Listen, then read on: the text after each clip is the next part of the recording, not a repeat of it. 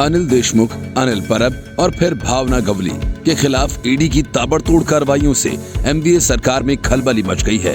हालात ये हुए कि शरद पवार ने पार्टी के मंत्रियों की बैठक बुलाने की जरूरत महसूस की। इसके लिए अपने सभी मंत्रियों को बुलावा भेजा गया। सरकारी सह्याद्री अतिथि गृह में होने वाली इस बैठक में राज्य के प्रमुख नेताओं के खिलाफ शुरू हुई ईडी की छापेमारी सहित मौजूदा राजनीतिक स्थिति पर चर्चा होगी। एनसीपी के प्रदेश अध्यक्ष जयंत पाटिल ने पवार की ओर से आयोजित इस बैठक की जानकारी दी। पाटिल ने कहा कि बैठक में जिले के प्रभारी मंत्री, संपर्क मंत्री के कार्यों सहित जिले में कार्यों के संदर्भ में समीक्षा की जाएगी।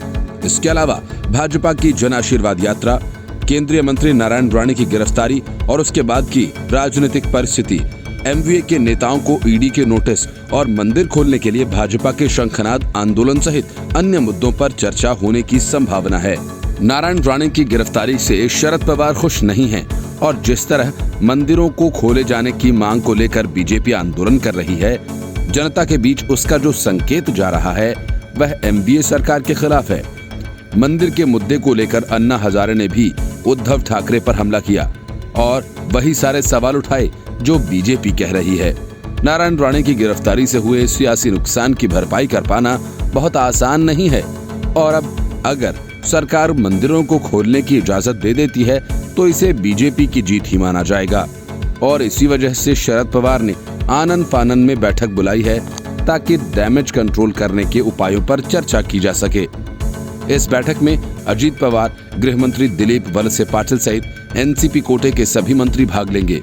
जयंत पाटिल ने आरोप लगाया कि एमवीए सरकार के नेताओं को परेशान करने के लिए ईडी का इस्तेमाल हो रहा है। उन्होंने कहा, न केवल एमवीए सरकार के नेता बल्कि देश में भाजपा विरोधी पार्टियों के नेताओं को भी परेशानी में डालने का प्रयास किया जा रहा है। उन्होंने कहा कि अनिल देशमुख प्रकरण में एक नंबर कौन है, यह सचिन वजह और अन्य के जवाबों से सिद्ध हो गया है।